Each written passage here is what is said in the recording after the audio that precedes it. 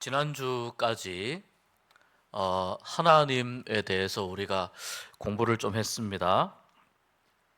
그리고 오늘은 예수님에 대해서 공부를 좀 하려고 합니다. 예수님에 대해서 무슨 공부를 할 게 있느냐? 공부할 게 많이 있습니다. 많이 있고 정말 중요한 내용이 예수님에 관한 공부입니다.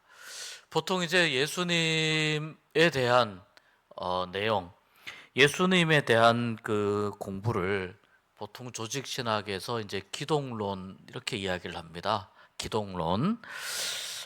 그래서 이 기독론, 예수님에 관해서 우리가 공부해야 될 두 가지의 중요한 주제가 있어요.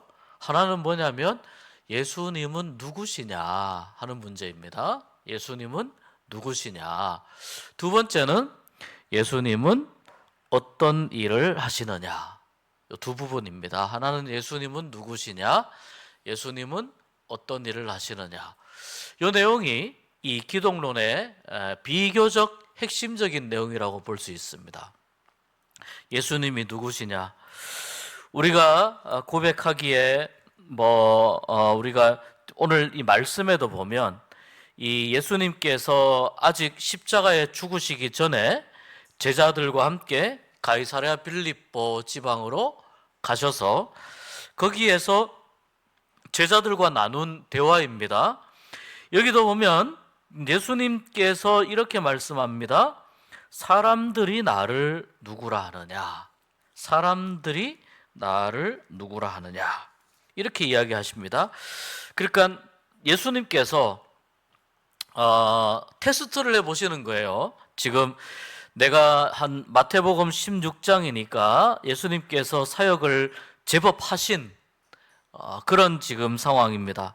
사역을 많이 하셨고 또 그 가운데에는 사람의 능력으로는 도저히 감당할 수 없는, 보여줄 수 없는 그런 일들도 많이 나타내셨습니다. 더더군다나 말씀을 가르치시거나 또 하나님의 진리를 선포하고 하나님 나라를 전하는 데 있어서도 막힘이 없이 또 어느 누구와의 논쟁에 있어서도 전혀 막힘이 없이 그렇게 말씀을 전하셨기 때문에 예수님이 말씀 전하는 것을 사람들이 아주 즐겁게 듣고 또 예수님이 행하신 여러 기적들에 대해서도 사람들이 많이 경험을 했었습니다.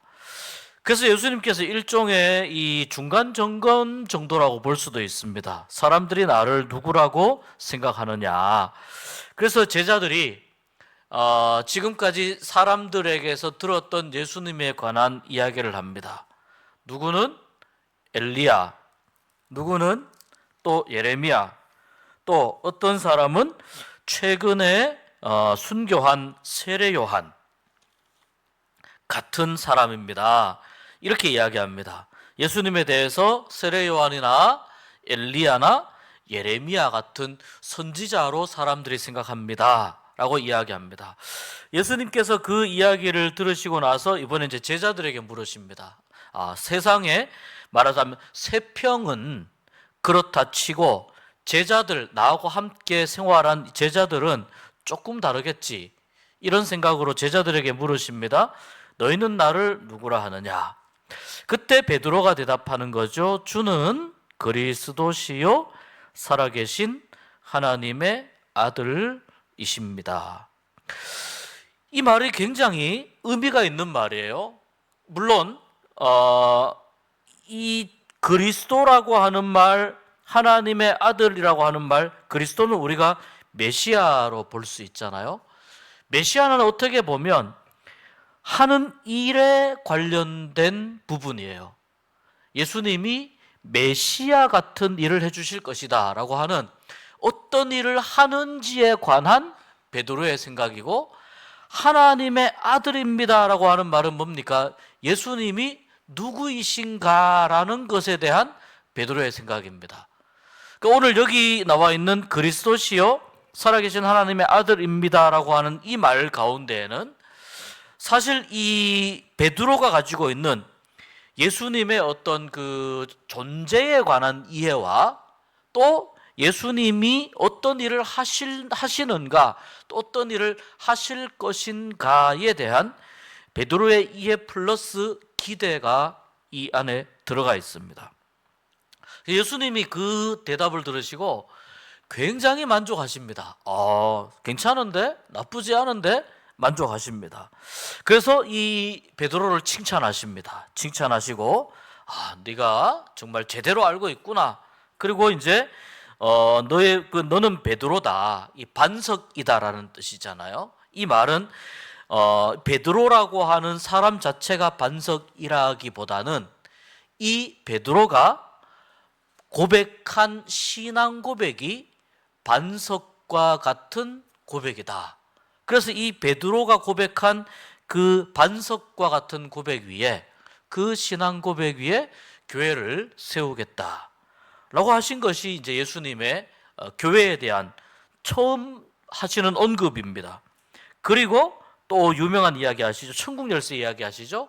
땅에서 매면 하늘에서도 매일 것이고 땅에서도 풀면 하늘에서도 풀릴 것이다 라고 하는 이 천국 열쇠에 관한 아주 그 강력한 축복이죠. 이 축복을 주셨어요.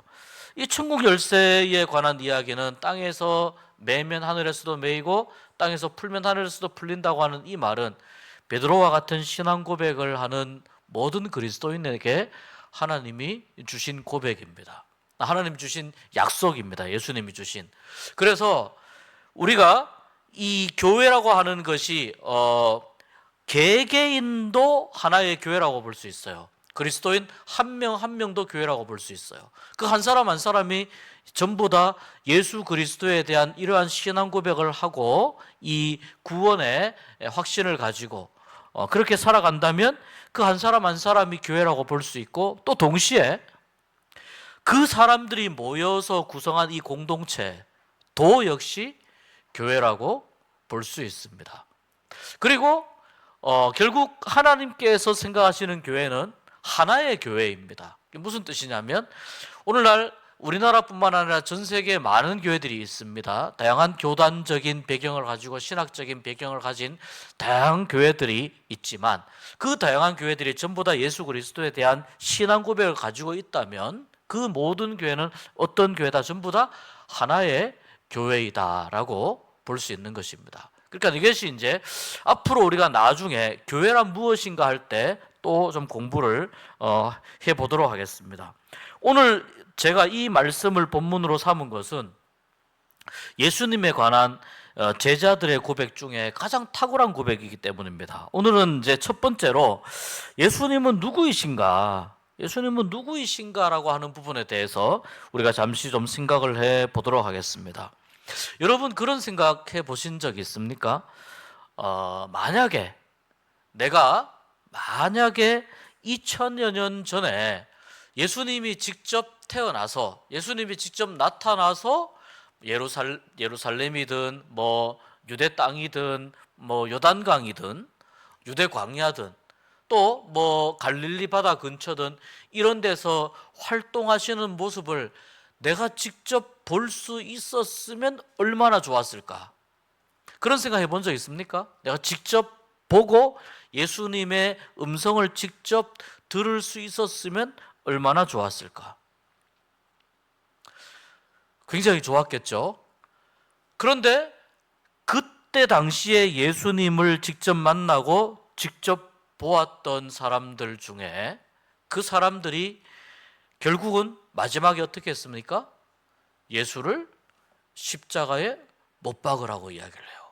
마지막에. 제가 어릴 때부터 굉장히 고민했던 부분 중에 하나예요. 왜 나는 이스라엘 땅이 아닌 이 대한민국 촌구석에 태어나가지고 아주 시골에 태어나서 왜 나는 예수님에 대해서 제대로 공부하지도 못하고 또 알 수 있는 그런 어떤 그 이제 기회도 많이 얻지 못하고 정보도 많이 닫혀 있고 시골이니까 아무래도 그러지 않았겠습니까? 왜 이렇게 예수님에 대해서 알 수 없는 곳에 이렇게 태어나서 자라게 되었을까? 내가 이스라엘에 있었으면 얼마나 좋았을까? 그런 생각을 해본 적이 꽤 있습니다.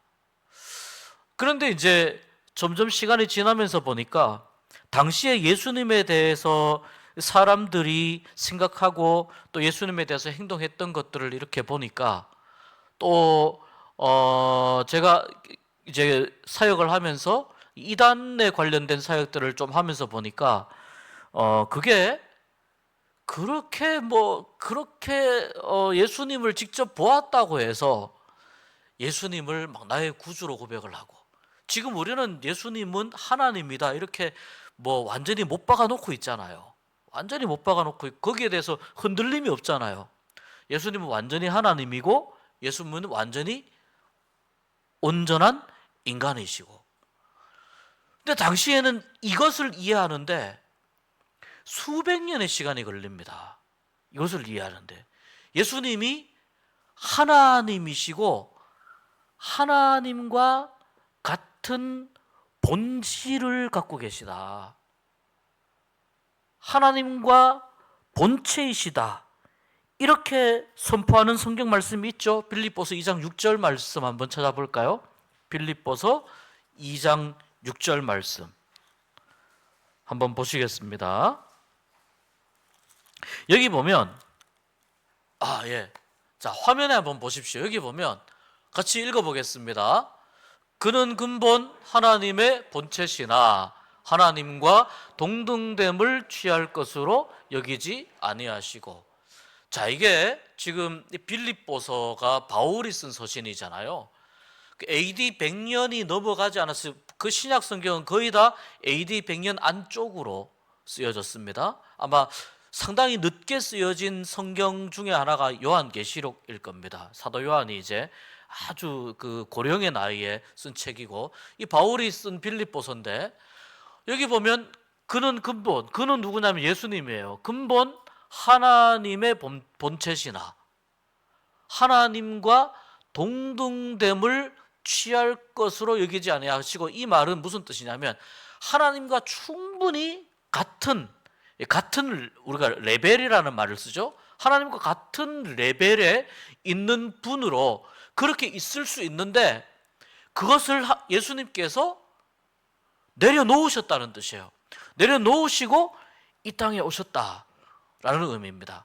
근데 그는 근본 하나님의 본체시나 하나님과 같은 분이시나 하나님과 같은 분으로 그렇게 있어야 될 그 자리를 내려놓으시고 이 땅에 오셨다는 거예요. 이게 뭐냐면 하나님과 같은 본질을 갖고 계신 분이시다. 그래서 이걸 이제 신학 용어로 호모우시아라고 합니다. 호모우시아. 조금 이제 용어가 좀 생소할 수도 있습니다. 호모우시아. 그런데 이 예수님에 대한, 예수님이 하나님과 이런 분이시다, 같은 이러한 본질을 가지고 계시는 분이시다 라는 것을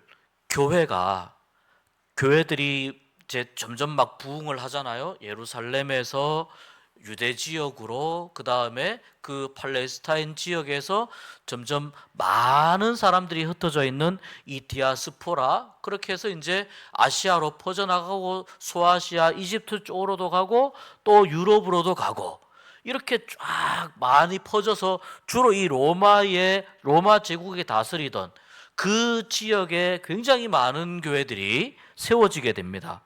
근데 이 많은 교회들 가운데에 이 전부 다 뭐 예를 들면은 저기 이집트 쪽에 있는 교회나 아니면 이스탄불에 있는 교회나 같은 예수님을 믿어야 되잖아요. 그렇잖아요.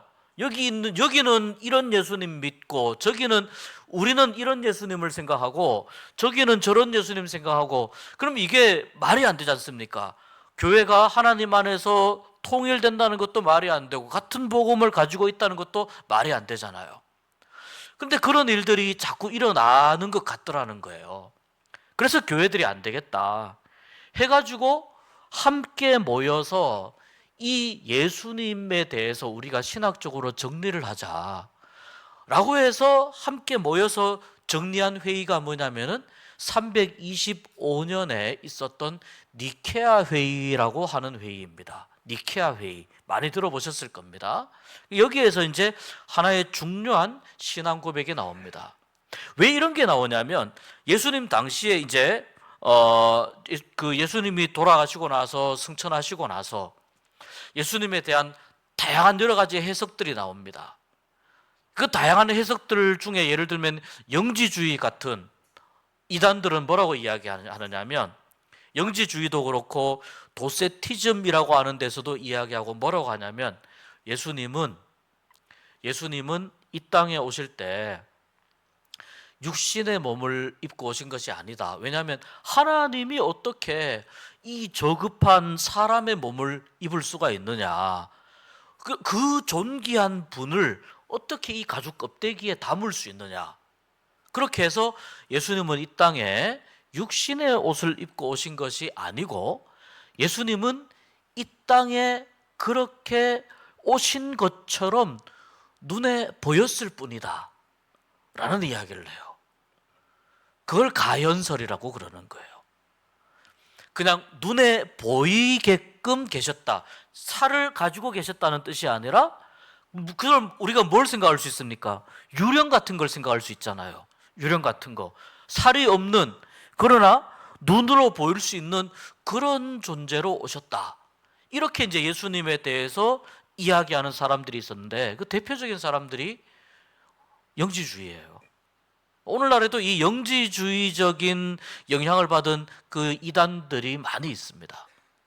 또 반면에 또 이제 어떤 한 지역에서는 또 성경에 아주 조예가 깊은 이제 다양한 사람들이 성경을 읽고 공부하니까 성경에 조예가 깊죠. 어떤 이야기를 하느냐면 예수님은 아까 제가 말씀드렸죠. 우리 빌립보서 2장 6절에서 하나님과 같은 본체시다. 이게 이미 바울이 쓴 이 성경에도 나와 있고 이미 다 나와 있음에도 불구하고 그것을 어떻게 이야기하느냐면 하나님께서 지으신 피조물이다라고 이야기를 해요. 예수님을 하나님이 지으신 피조물이다.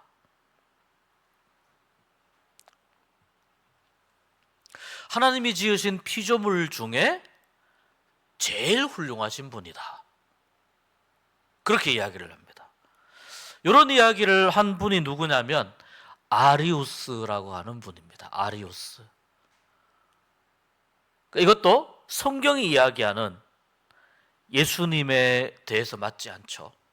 자, 아리우스가 이런 주장을 했는데 참 공교롭게도 아이러니컬하게도 많은 기독교인들이 그 이야기를 들으면서 그럴 수 있겠는데? 거긴 여러 가지 이제 복합적인 이유가 있어요. 예수님이 예를 들면 이 가죽에 인간의 몸을 입고 계셨기 때문에 인간에 관한 부분들을 지극히 강조하다 보니까 하나님보다는 조금 떨어지는 존재로 그렇게 설명을 할 수밖에 없는 거예요. 자, 교회들이 난감해지기 시작합니다. 아리우스가 이런 이야기 하는데 이 이야기에 많은 교회들이 동조하기 시작합니다. 그래서 이 아리우스 사상에 대해서 위험하다. 이 아리우스 사상이 지금 예수님에 대해서 잘못된 이야기를 하고 있다라고 하는 것을 강하게 주장한 사람이 아타나시우스라고 하는 사람입니다. 그래서 당시의 교회 역사에서 아타나시우스와 아리우스라고 하는 이 두 사람이, 아타나시우스는 누구냐면 우리가 방금 읽은 빌립보서 2장 6절에 나와 있는 말씀 같이 예수님은 하나님이시다라고 주장하는 입장이에요. 이 아타나시우스와 예수님은 아니야. 하나님보다는 조금 떨어지는 하나님이 지으신 분 중에 제일 괜찮은 분이야 라고 이야기하는 이 두 개의 주장이 이 이제 교회 역사 안에서 맞부딪히기 시작합니다. 이 문제를 교회가 해결하지 않으면 잘못하다가는 교회가 큰일 나게 생겼어요. 그래서 모이게 된 것이 제가 아까 말씀드린 대로 AD 325년에 니케아라고 하는 곳에서 교회 회의가 모입니다. 거기에서 이 문제를 어떻게 할 거냐? 이 문제를 어떻게 할 거냐? 거기 아주 신학적으로 탁월한 당시에 교부도 오고 또 감독들도 오고 또 학교에서 가르치는 학자들도 오고 해서 한 381명 정도가 이렇게 모여서 왔다고 합니다. 모여서 어떻게 할 거냐? 아리우스의 주장과 아타나시우스의 주장 중에서 교회가 어느 것을 선택을 할 거냐, 채택을 할 거냐. 엄청나게 논의를 한 끝에 아리우스의 주장이 이단성이 짙다라는 쪽으로 결론을 내려요. 그리고 아타나시우스가 이야기한 하나님과 예수님은 같은 하나님이시다. 왜? 성경에서 이야기하고 있으니까. 같은 하나님이시다. 요한복음 1장 1절에도 이렇게 말씀합니다. 태초에 말씀이 계시니라. 이 말씀이 하나님과 함께 계셨으니 이 말씀은 곧 하나님이시니라. 이렇게 말씀합니다. 여기에서 말씀하는 저 말씀은 뭐냐면 로고스예요. 그리고 저 말씀은 누구를 가리키냐면 예수님을 가리켜요. 그러니까 여기 보세요. 이 말씀은 곧 하나님이시다. 성경에서 예수님과 하나님과의 관계를 분명히 이렇게 말씀하고 있죠. 예수님은 하나님을 아버지라 부르기도 했지만 그러나 또 사람들에게 뭐라고 이야기했어요? 우리에게 하나님을 보여주십시오라고 했을 때 예수님이 뭐라고 이야기했습니까? 나를 본 자가 곧 아버지를 보았다 라고 말씀하셨거든요. 그러니까 예수님 스스로가 하나님의 아들이시면서 또 동시에 하나님이시라고 하는 것을 예수님은 스스로 이미 알고 계셨어요. 그것을 알고 계시고 그것을 가장 잘 표현한 성경 구절 중에 하나가 아까 우리가 읽은 빌립보서 2장 6절입니다. 그러니까 바울은 이 예수님이 누구이신지에 대해서 정확하게 간파를 했으나 교회 역사 속에서 다른 주장을 하는 이러한 사람들이 생겨나고 이 사람들의 영향이 굉장히 강하게 미치더라는 겁니다. 그래서 교회가 잘못된 신학적인 주장에 대해서 또 교회가 올바른 신앙과 신학을 세우기 위해서 이렇게 여러 번의 교회 회의를 모이게 됩니다. 가장 맨 첫 번 교회 회의가 언제냐면은 사도행전 15장에 나오는 교회 회의예요. 보통 예루살렘 공의회라고 하는 모임이에요. 그게 왜 나왔냐면 거기 보면 복음이 유대인들을 넘어서서 이방인들에게 복음이 전해지는데 자, 이 복음의 출발점이 어디입니까? 유대인이잖아요. 근데 유대인들이 가지고 있는 가장 큰 그 자존감은 뭡니까? 우리가 하나님의 백성이고 할례를 받은 민족이라는 거 아닙니까? 그래서 이 입장을 가지고 있는 사람들이 이방인들에게 뭐라고 이야기했냐면 너희들도 우리가 유대인으로서 기독교인이지만 너희들도 기독교인이 되려면 할례를 받아야 해 라고 강조를 했다는 거예요. 그렇게 강요를 했다는 거예요. 근데 이방인들이 할례를 왜 받습니까?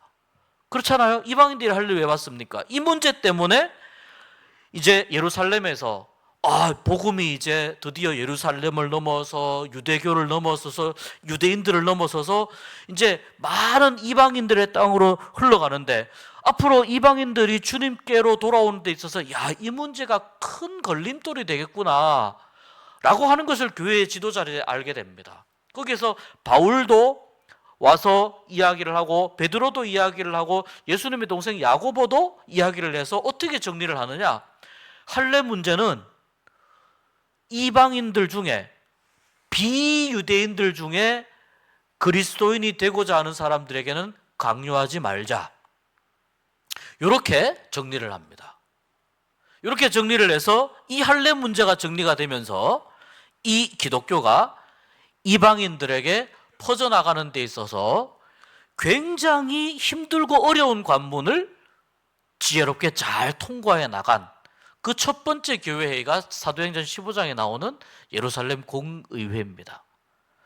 그러니까 교회는 위기에 처할 때에 함께 모여서 어떻게 하면은 신앙을 바로 세워갈 것인가, 이 문제를 가지고 함께 논의하고 고민하고 또 아주 토론을 하고 깊이 이야기를 나누면서 신앙과 신학에 있어서 올바른 기준을 세우기 위해 몸부림쳐 왔던 것이 이 초대교회 때부터 이어져 내려오는 교회 전통입니다.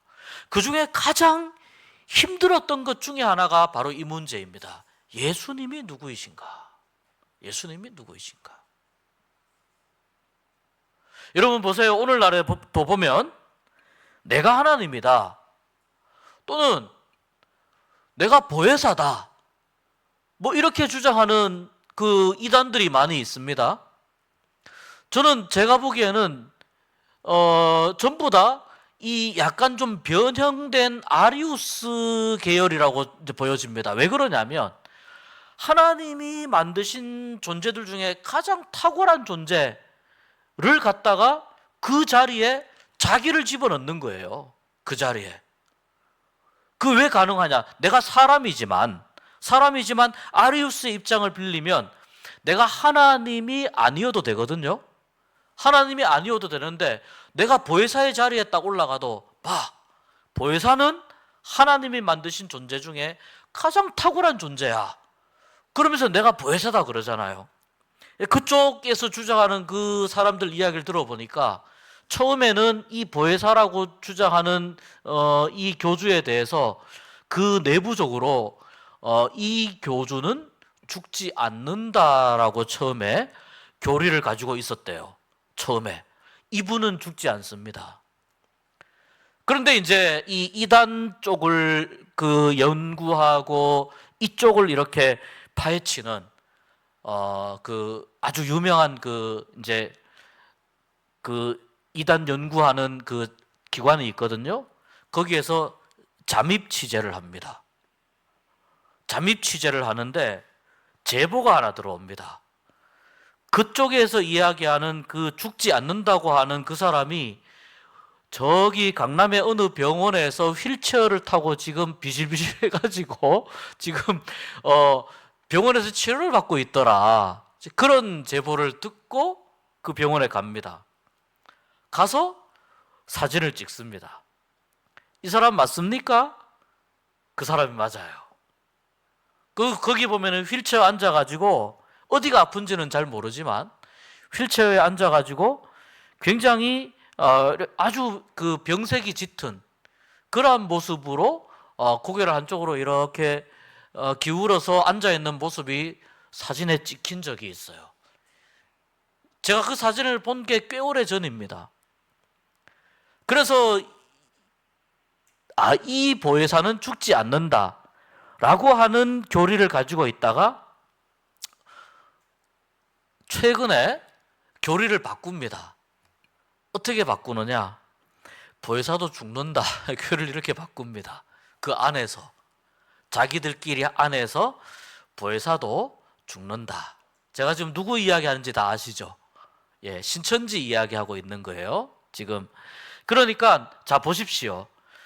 나는 죽지 않는다, 영생불사다 이렇게 이야기했던 이 우리나라에 이단들이 얼마나 많이 있습니까?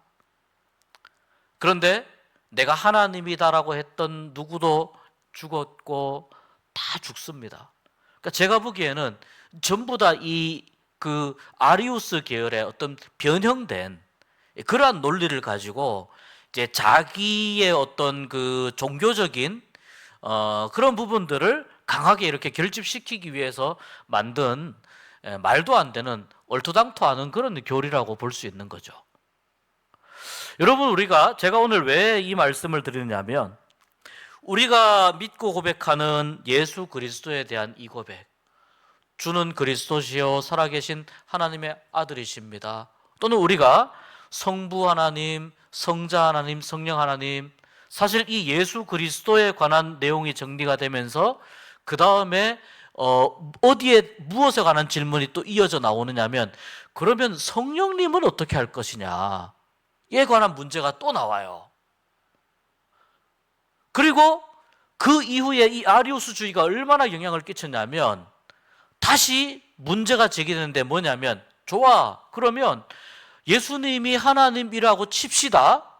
근데 아리우스 계열에서 그 다음에 어떻게 반격을 하느냐, 하나님이라고 생각을 했을 때 그러면 어떻게 예수님 안에 하나님으로 이야기할 수 있는 신성과 사람으로 이야기할 수 있는 인성이 어떻게 같이 있을 수 있느냐? 이건 믹스된 거 아니냐? 우리가 믹스기에 갈면은 뭐 이제 사과 넣고 그 바나나 넣고 이렇게 갈면은 그 사과 주스도 아니고 바나나 주스도 아닌 게 되잖아요. 갈면은. 그렇지만 건강엔 좋잖아요. 그런데 이 예수님이라고 하는 존재 안에, 자, 하나님도 계시고, 왜냐하면 하나님이라며, 그래, 너희들 입장 내가 받아줄게. 하나님도 계시고, 그리고 예수님이 또 그 완전한 인간이라며, 그럼 인간도 예수님 안에 있는데 이 신성과 인성이 예수님 안에서 어떻게 조화를 이루느냐? 이중인격 아니냐? 이런 질문들을 하게 되는 거예요.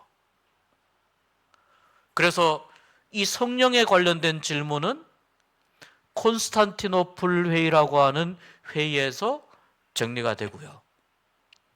지금 방금 이야기한 예수님의 신성과 인성에 관한 이 질문은, 이 신학적인 주제는 그 후에 451년 정도에 있었던 칼세돈이라고 하는 회의가 있어요. 칼세돈 또는 칼케돈이라고 하는 회의가 있어요.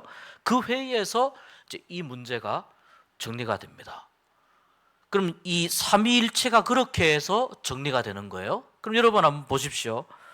이 예수님에 대해서 시작된 이 질문들이 교회 역사 가운데에서 긴 세월을 거쳐서 적어도 300년, 400년 정도의 깊은 논의와 신학적인 갈등과 그런 어떤 또 많은 교회들과 많은 신학자들과 목회자들의 노력을 통해서 예수님에 관한 신학, 그 다음에 여기에서 이어져 내려오는 삼위일체에 관한 신학이 수백 년에 걸쳐서 정리가 되는 겁니다. 우리가 오늘날 예수님은 누구신가에 대해서 때로는 우리가 너무 간단하게, 때로는 우리가 너무 쉽게 이야기하는 경향들이 있는 것 같아요. 예수님은 정말 하나님이시다. 예수님은 참 인간이시다. 이 말을 이렇게 자연스럽게 하기까지 길고 긴 교회의 고민들이 있어 왔어요. 그리고 이 신학을 세워가는 데 있어서 많은 사람들이 또 희생이 되었습니다. 사실 오늘 베드로가 고백한 주는 그리스도시요 살아계신 하나님의 아들이십니다라고 하는 이 고백을 우리가 이 성경에 나와 있는 고백이잖아요. 그런데 우리가 알듯이 이 성경도 우리가 정경으로 결정되는 데 있어서 시간이 꽤 많이 걸리죠. 상당한 시간이 흘러서야 이 66권의 성경이 정경이다라고 그렇게 인정되어서 우리에게 전해져 내려오게 됩니다. 우리가 그런 생각을 해보았으면 좋겠습니다. 예수님이 지금 내 앞에 나타나셔서 너는 나를 누구라 하느냐? 이 질문을 던진다면 나는 나의 언어로 예수님께 신앙 고백을 할 수 있을까? 나의 신앙을 모두 표현할 수 있는 그러한 언어로 주님은 나에게 이런 분이십니다라고 고백할 수 있을까? 주님은 나의 하나님이시다라고 할 때 그 나의 하나님이라고 하는 그 말 안에 담겨 있는 그 어마어마한